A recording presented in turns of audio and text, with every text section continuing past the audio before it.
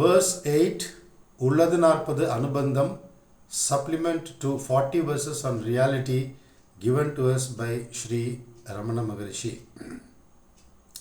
இதயமாம் குகையின் நாப்பன் ஏக்கமாம் பிரம்ம மாத்திரம் அது அகமகமா நேரே அவிழ்ந்திடும் ஆன்மாவாக இதயமே சார்வாய் தன்னை எண்ணி ஆள் அல்லது வாயு அதனுடன் ஆழ்மனத்தால் ஆன்மாவில் நிட்டனாவாய். In this verse, Sri Bhagavan says, in the cave of the heart, idemam guhain napam ekamam brahma matram. In the cave of the heart, there dwells only one thing, it is Brahman. In the cave of the heart. Now, we should not imagine there is a physical cave inside us. All that they mean by cave is the place at which the ego is born, the bodily sense of I or the psychological sense of I is born. Because now it is very clear, it is Brahman which appears as the ego. Within each individual, it is the very same one Brahman, only one Brahman, which plays the mischief, which does the mischief of appearing as Sentivel, as Lakshmi, as Raghu, as Ravi, as Sailesh, and everybody, whom not.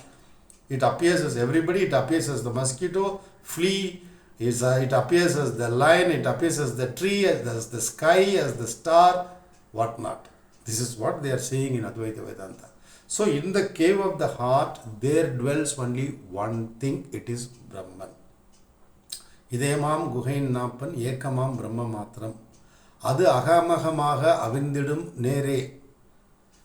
It shines forth, it unfolds as I, he says. It unfolds as I. Now how to access it? He says, idayame sarvai. Go and abide in the heart, in the cave of the heart. Idayame sarvai. Tannai enni all. He says, now drown in the thought as to who am I, which simply means do vicharam, which is the birthplace of all thoughts, which is the birthplace of the original sin, the I thought, which is the birthplace of I thought. Says, இதயமே சார்வாய் தன்னை எண்ணி ஆள் அல்லது வாயு அதனுடன் ஆழ்மனத்தால் ஆன்மாவில் நிட்டனாவாய். Or with control of breath, you will get established in the self.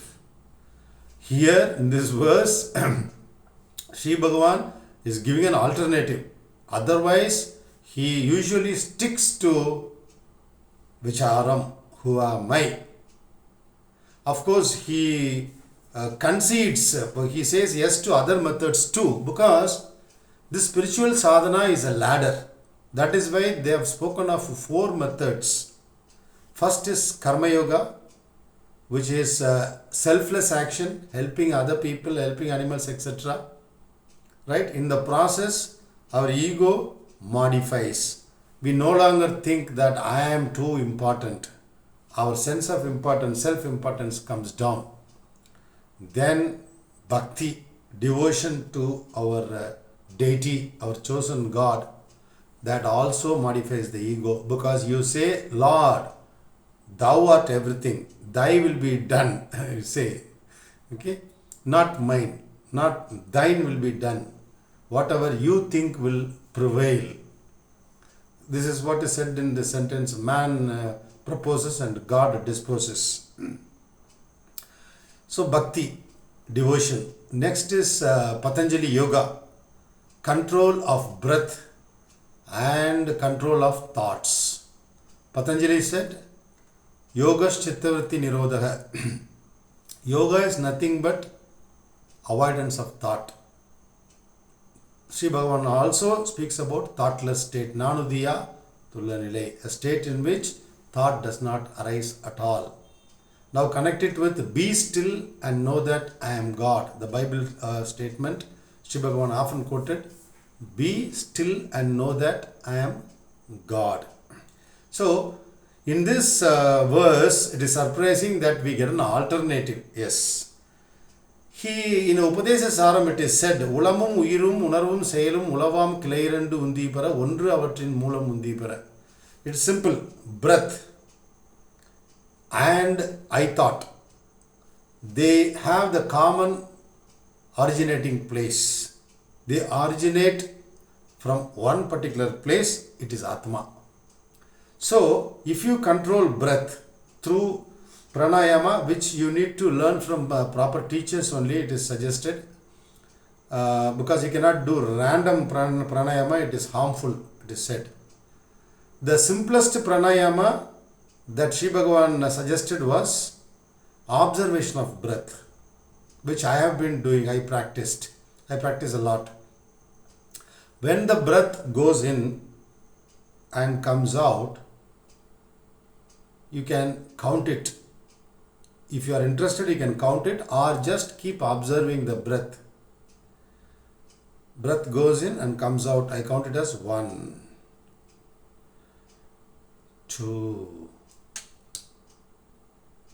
3. This way you can count up to 100, 200, 300. You will not be able to complete even 100. What will happen when you focus your attention on breath? Since breath and thought have the same source, once thought subsides, breath will subside. Breath subsides, thought will subside too. Yes, it works. Definitely it works. You will reach a state where you are absolutely still. But there is one risk of sleeping off. Because the mind's nature is to think of something or it has to make us do something. When the mind is made still, when it finds no work to do, it will sleep off. This is a caution. Of course, in Bhagavad Gita, Sri Bhagavan has quoted that whoever sleeps too much, he will not get yoga. Whoever sleeps very less will not get yoga either. So as much sleep as is needed is healthy. Apart from that, when we do breath observation, the mind will become quiescent. When the mind becomes jobless, it will sleep off. Because it has to be doing some job. It has to think some thought. Or it has to make you do something. Otherwise, it will get bored and it will sleep off. So we have to be alert. It comes with practice. So in this verse, he gives an alternative method. Through breath control, you can control your thought and hence you can establish yourself in Atma, he says. Because he has not endorsed any other methods in a major way. Even the mantra japa, om utterance, all that he gives only secondary place. He gives importance only to Atma Vicharam. Direct method, he says, it is a method which does not have intermediate steps.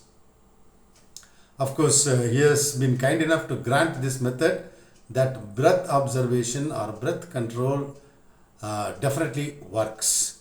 See, if you want to lift a stone weighing 1 kilo, you lift it off easily.